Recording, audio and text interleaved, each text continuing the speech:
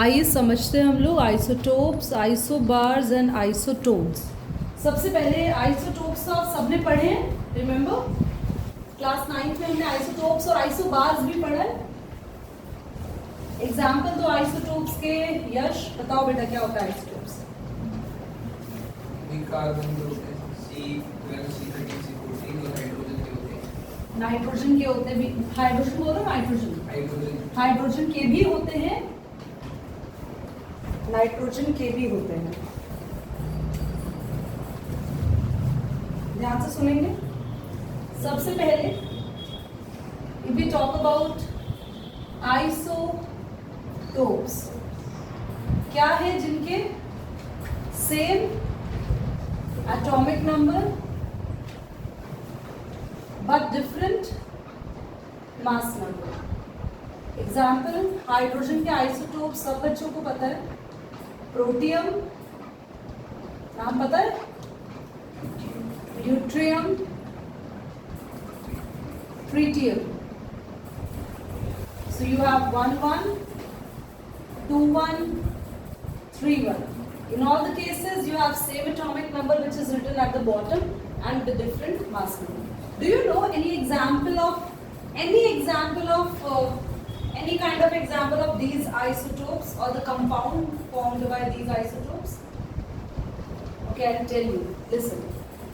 D2O is the heavy water. Used in nuclear power plant or somewhere in the chemical researchers. Now H2O, this H you are actually studying, or the H is there in your water. It is nothing but the protium itself. So the protium, we call it a normal hydrogen also. But these two are not normal hydrogen, which are not supposed to found in our daily uses compounds or in the compounds you have been studying in the chemistry books. So the very popular isotope that we usually call hydrogen is the protium itself. Deuterium and tritium are found in the traces. What are traces? जो बहुत कम amount में nature में मिले उसे बोलते हैं traces. सो deuterium से बनता है D2O करके, वी हैव हेवी वाटर। ठीक है, नाउ आते हैं हम कार्बन के आइसोटोप्स पे। कार्बन के आइसोटोप्स पे होता है C12, C13 भी होता है and C14. Now, have you ever heard about C14? Yes, ना? सबने पढ़ा है कभी ना कभी। C14, जल्दी बोलो। This is radioactive carbon. You know what? By this carbon, you can able to estimate the age of the fossils. If you found the bone inside the hidden rock, if you found a leaf or found a piece of trunk, old trunk, you can estimate the age of that fossil. आप उस fossil की age को पता लगा सकते हैं। उसे कहते हैं कार्बन डेटिंग मेथड, और उसमें इस कार्बन की हेल्प से हम पता लगाते हैं। कैसे वो पढ़ोगे आप लोग आगे। नाइट्रोजन के ऑल्दो पॉपुलर इतने नहीं है, बट प्लस इसमें भी ये क्या है, your radio active nitrogen. Now let's talk about, I'm writing down here, isobars. Isobars इनके बिल्कुल उल्टे, जिनके पास सेम क्या होगा, मास नंबर बट डिफरेंट होगा, और आपको आइसोटोप्स आपकी मॉडर्न पीरियोडिक टेबल, ये जो आप मॉडर्न पीरियोडिक टेबल पढ़ते हो ना, इसमें आइसोटोप्स को कोई जगह नहीं मिली है, बल्कि आइसोबार्स आपकी मॉडर्न पीरियोडिक टेबल, जो पीरियोडिक टेबल आप लोगों को पढ़ाई जाएगी आगे चैप्टर 3 में, उसमें इनको प्लेसेस मिला। Can you tell me any 2 elements from this periodic table which have the same mass number but different atomic number? Argon, calcium. How? Okay. Potassium. 39.9 something. हम लोग पोटेशियम को भी अप्रोक्सीमेटली एटॉमिक मास के अंदर consider करते हैं 39 point something, but हम उसका जब मास नंबर लिखते हैं तो विल राइट इट 40।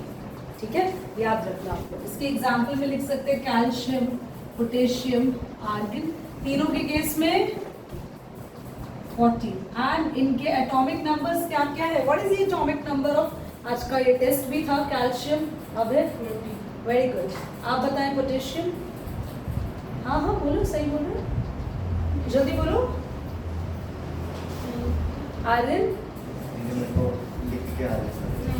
हाँ 19, सही तो बोल रहे हैं। Argon, Aman. Now let's talk about isotones. यही लिख देती हूँ मैं, और आप लोग बाद में सारे एग्जाम्पल्स नोट कर लेना। पता है आइसोटोन्स कैसे पता चलते हैं? इधर देखो, ध्यान से सुनो।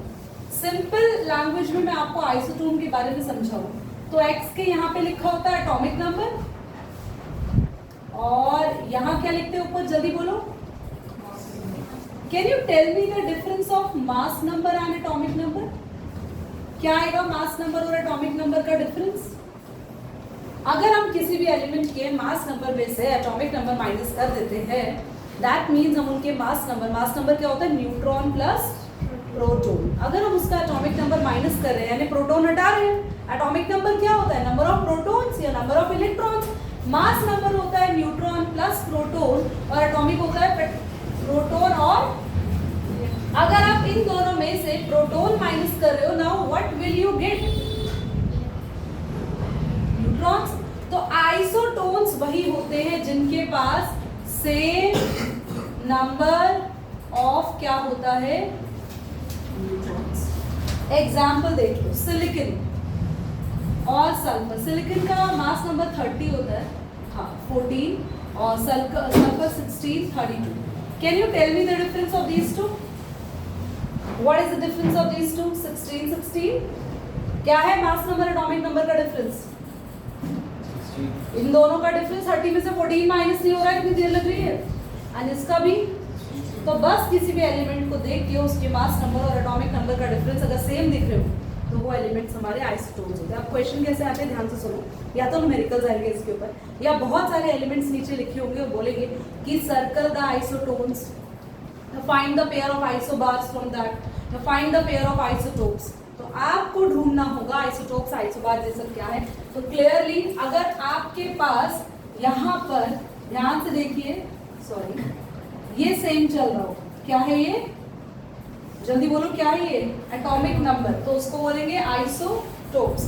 अगर सेम चल रहा हो मास नंबर तो उसको बोलेंगे आइसोबार्स। पर अगर इन दोनों का डिफरेंस सेम चल रहा हो दैट इज आइसोटोप्स। प्लीज जल्दी से सारे एग्जांपल्स नोट कर लीजिए क्विकली।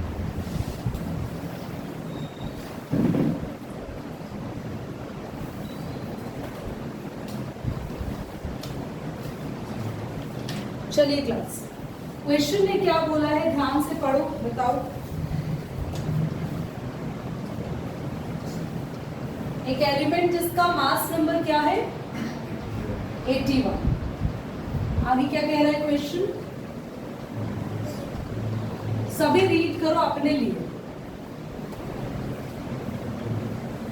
पढ़ लिया क्वेश्चन? ऋतिक क्वेश्चन एक्सप्लेन कर सकते हो, क्या दे रखा है बेटा?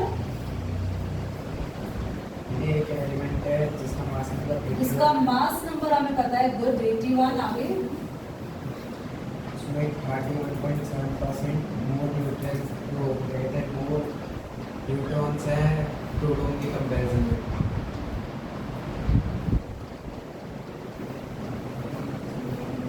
देखो क्लास ध्यान से सुनना, क्वेश्चन है, हमें बोला है कि मास नंबर 81 है, और क्वेश्चन कह रहा है जितने भी उसके पास प्रोटॉन है, आपको नहीं पता कितने प्रोटॉन है, प्रोटॉन से कितना % ज्यादा न्यूट्रॉन है। तो आप सबसे पहले लेट कर लो प्रोटॉन को x,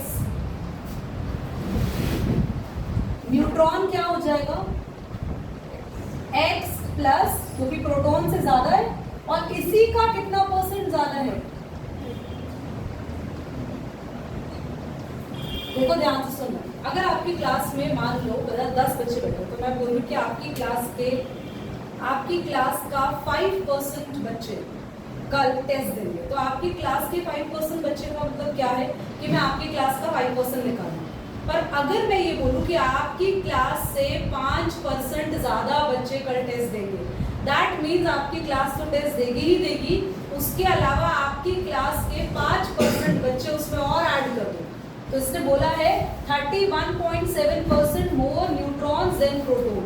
तो प्रोटॉन जितना भी है उसी प्रोटॉन में इसी प्रोटॉन का कितना परसेंट ऐड कर दो तो हमें मिल जाएगा न्यूट्रॉन। ठीक है, अब neutron plus proton will be equal to your mass number, that is 81. So neutron कितना है, x plus 31.7, परसेंटेज का साइन हटा रही हूँ मैं, proton, is that clear? Neutron है x plus 31.7 of x, साथ में प्रोटॉन x जो माना था, टोटल कितना आ गया 81। अगर हम इसको प्लस करेंगे 2x 31.7, पॉइंट भी हटा दो चाहे आप लोग, तो आपके पास यहाँ पर आ जाएगा हाँ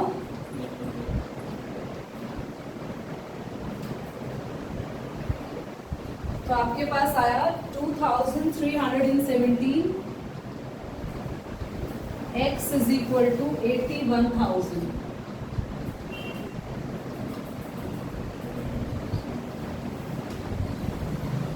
डिवाइड करके निकालना x बेटा, 2317 के टेबल से डिवाइड कर लेना, कैंसिल करने की जरूरत नहीं। 34 पॉइंट आ रहा है, 36 पॉइंट आ रहा है, तो आपके पास 34.9 समथिंग आ जाएगा। तो क्या राउंड ऑफ करके इसको 35 लिखें, क्योंकि हमें क्या लिखना है, हमने x क्या माना है, जल्दी बोलो, नंबर ऑफ प्रोटॉन्स पॉइंट में तो हो नहीं सकते। तो अब हमें पता चल गया एटॉमिक नंबर कितना आया, एटॉमिक नंबर 35 से ही हमें पता चल गया एटम कौन होगा, जल्दी बोलो,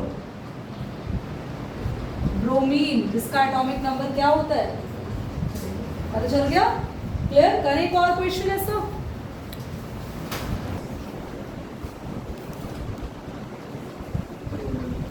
क्लास आपके पास क्वेश्चन कह रहा है, इस बार क्वेश्चन ने एटम नहीं दिया, इस बार क्वेश्चन दिया है एक आयन है, an ion contain 3 units positive charge. ठीक है, मतलब हमें पता नहीं है कौन सा एलिमेंट है, पर उस पर कितना चार्ज है, +3। +3 का मतलब होता है कि उसके पास से 3 इलेक्ट्रॉन कम हो चुके हैं।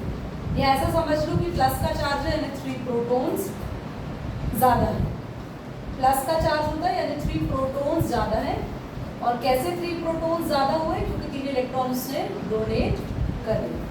मास नंबर हमें इस बार फिर से गिवन है, कितना गिवन है जल्दी बताओ, 50। वैसे इसको देख के पता चल गया 56 mass number is of period number, period number yes iron. कहाँ होता है iron, scandium, titanium, vanadium, chromium, MnFeCO, NiSeUZn is the series lie D block element की पहली सीरीज में आयरन है, मैंगनीज के बाद। See that iron mass number कितना 56। चलो पता चल गया आयरन है ना। और आयरन का एटॉमिक नंबर कितना होता है 26 या 26। अब 26 है तो कहीं ना कहीं हमें इतनी नहीं, देखो अगर आपको बहुत बार क्वेश्चन हेल्प करेगा अगर मास नंबर और एटॉमिक नंबर आपको याद है, बट अगर आपको याद नहीं होगा तो कुछ भी आपकी हेल्प कोई नहीं कर सकता। आज लर्न करके आए हो एटॉमिक नंबर, मास नंबर अच्छे से लर्न है, मास में मतलब 30 तक आपने कर लिए 30 तक लिखने में, मतलब बोल नहीं सकते आप, इमीडिएट सुना तो उसको बार बार पढ़ो।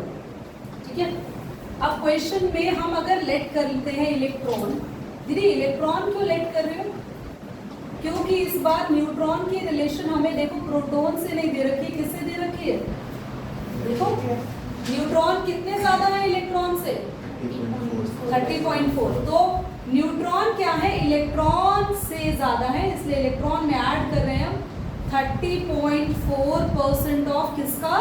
इलेक्ट्रॉन का ही। तो इलेक्ट्रॉन और इलेक्ट्रॉन का ही कितना परसेंट उसमें हमने ऐड किया? 30.4। तो x प्लस 30.4 अपॉन में 100x, या ऐसा भी लिख सकते हैं इसको बेटा 0.304x, तो आ गया 1.304x। न्यूट्रॉन्स आ गए।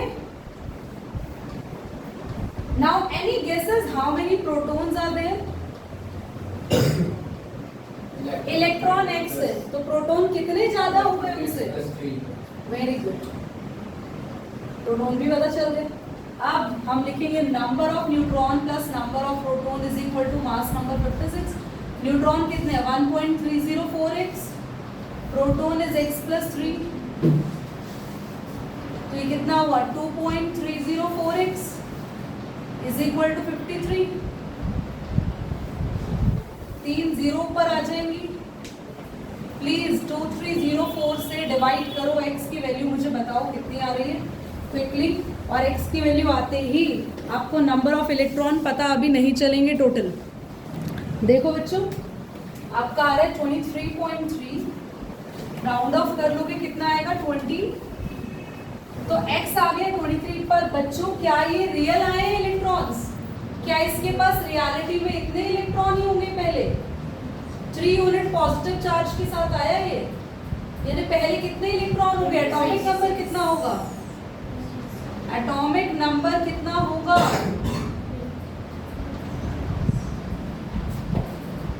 समझ आया? Why 26? क्योंकि 3 इलेक्ट्रॉन। अच्छा एक मिनट सुनो, एक और बात सुनिए बच्चों, कभी भी क्वेश्चन में कोई भी आयन आए, आयन सुनो पहले, किसी भी क्वेश्चन में शुरुआत हो रही हो आयन से, एटम से नहीं। किससे? जैसे मैंने बोला Na+, जल्दी बताओ इसका एटॉमिक नंबर क्या होगा? जल्दी बोलो एटॉमिक नंबर। 11। 13 कहां से? 11। क्योंकि सोडियम में प्लस चार्ज आया तो इलेक्ट्रॉन तो 10 रह गए, क्योंकि एक इलेक्ट्रॉन कहां चला गया? रिलीज हो गया। पर इलेक्ट्रॉन के कम या ज्यादा होने से किसी भी एटम का एटॉमिक नंबर नहीं बदलता। तो इसीलिए आयंस के केस में एटॉमिक नंबर कभी भी इलेक्ट्रॉन्स की हेल्प से पता नहीं लगाते, बल्कि किसकी हेल्प से पता लगाते हैं? तो इसीलिए क्योंकि आयन था तो इलेक्ट्रॉन को देख के मैं एटॉमिक नंबर नहीं बताऊंगी, मैं किसको देख के एटॉमिक नंबर बताऊंगी? वेयर आर प्रोटॉन्स, कहां गए हमारे प्रोटॉन्स? या तो प्रोटॉन को देख के बताएंगे। तो प्रोटॉन कितना? एटॉमिक नंबर 26, तो सिंबल क्या आएगा? आयरन। इसका मास। क्वेश्चन समझ आया? ठीक है, आगे बढ़ते हैं। मैंने एक इजी सा क्वेश्चन और दे दिया, इस तरह के क्वेश्चन आ जाते हैं।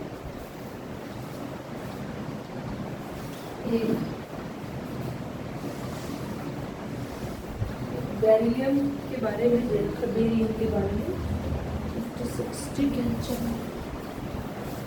स्ट्रॉन्शियम मैंने कितना बोला? 38, 87। बेटा इनमें क्या रिलेशन है? देखते ही समझ में आ गया होगा। जल्दी बोलो, क्या माइनस? क्या आइसोटोन कहाँ से आ गया? आइसोटोन वो होते हैं जिनमें इन दोनों का डिफरेंस सेम हो। अगर एटॉमिक नंबर सेम होते हैं तो ये आइसो बार है। मास नंबर सेम हो जाते हैं, एटॉमिक नंबर सेम हो जाते हैं, तो ये क्या हो जाते हैं? आइसोटोप्स। तभी तो सेम एटॉमिक वाले नंबर को मॉडर्न पीरियोडिक टेबल में एग्जिस्ट करते हैं। और अगर एटॉमिक नंबर डिफरेंट हो जाए तो वो क्या हो जाते हैं? ठीक है, तो आइसोटोप्स क्या होते हैं? Isotopes which are having the different mass number but the same atomic numbers, these are isotopes। इसकी बात करें तो अगर तुमसे कोई पूछे इसके अंदर, जल्दी से बताओ नंबर ऑफ इलेक्ट्रॉन क्विकली।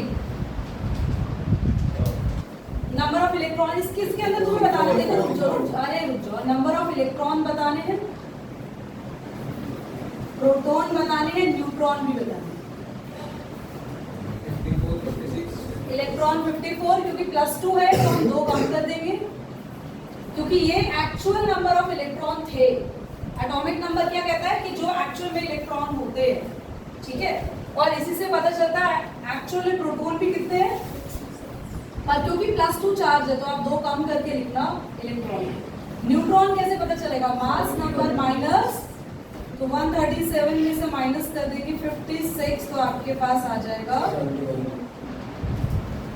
ठीक है 71 ना, 50 है ना, मैंने 2 माइनस 2 कर दिया। चलो ये वाले क्वेश्चन आपके पेपर में आ सकते हैं, पर एंट्रेंस में कैसे क्वेश्चंस आते हैं वो आपके पास इस टाइप के आएंगे, परसेंटेज में सारे के सारे क्वेश्चंस, ठीक है। आप दोनों ही क्वेश्चंस हम लोगों ने एनसीईआरटी बेस्ड कर दिए, क्यों डराता रहता है ऐसे ना, कई बार आपको नंबर ऑफ एलिमेंट्स अरेंज करके दे देंगे और क्वेश्चन कहेगा ढूंढो आइसोटोन्स क्या है, तो प्लीज दिमाग खोल के करना। कभी कभार हम सामने लिखी हुई चीज में भी कंफ्यूज हो जाते हैं, फिर से रिपीट कर रहे हैं। एटॉमिक नंबर सेम और मास नंबर डिफरेंट आइसोटोप्स होते हैं, mass number same, atomic number different isobars होते हैं, और डिफरेंस सेम आइसोटोप्स, ठीक है यार। ये डन हो गया, कुछ इसमें सच नहीं है। और अच्छा एक क्वेश्चन और लिखो, ये रिकॉर्डिंग चल रही है, अभी चलने देते हैं। क्वेश्चन लिखो, calculate total number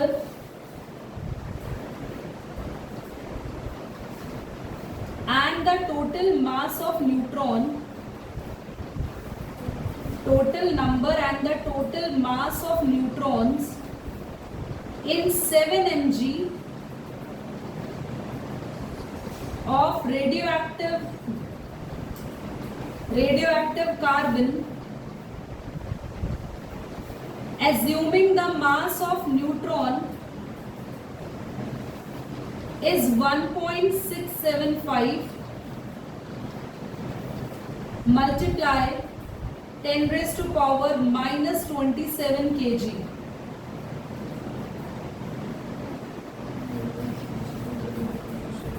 into 10 raised to power minus 27 kg। दोबारा बोल रही हूँ, calculate the total number and the total mass of neutron in 7 mg of radioactive carbon, assuming the mass of neutron 1.675 multiply 10 raised to power minus 27 kg। जल्दी से बताएं।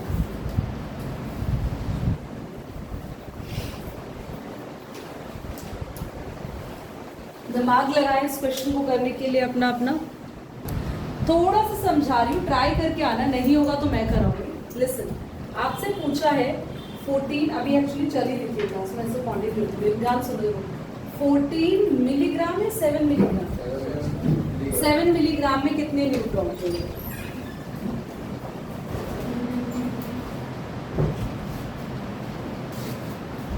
बेटा थोड़ा जल्दी से बैठ जाओ, ठीक है। 7 मिलीग्राम में कितने न्यूट्रॉन होंगे? सबसे पहले आप कार्बन को देखना ध्यान से। कार्बन क्या है? Radio active. ये वाला कार्बन होगा 14। पहले तो आपको काम करना है 1 मोल में कितने न्यूट्रॉन्स होंगे, and 1 mole is equivalent to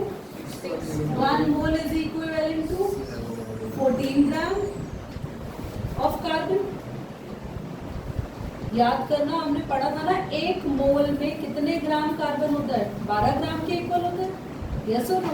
पहले हम पता लगाएंगे 1 मोल में कितने न्यूट्रॉन है, फिर वो हो जाएगा 14 ग्राम के न्यूट्रॉन के बराबर। 14 ग्राम से हम पता लगाएंगे 1 ग्राम में कितना है, या 1 mg में कितना है वो पता लगा लो, या 1 mg भी छोड़ो 1 ग्राम का पता लगा लो आप। 14 ग्राम से आप पता लगा लो 1 ग्राम में कितने न्यूट्रॉन्स है, और 7 mg को ग्राम में चेंज कर देंगे तो हो जाएगा 0.007 ग्राम में कितना न्यूट्रॉन है। दोबारा समझ लो एक बार, पहले हम पता लगाएंगे 1 मोल में कितने न्यूट्रॉन्स होते हैं। अब 1 मोल में कैसे पता लगाएंगे, हमें तो पता ही नहीं 1 मोल। तो भाई आप सबसे पहले एक एटम पे काम करो, फिर 6.022 × 10⁻23 से मल्टीप्लाई कर दोगे तो 1 मोल हो जाएगा। 1 मोल यानी कि 14 ग्राम।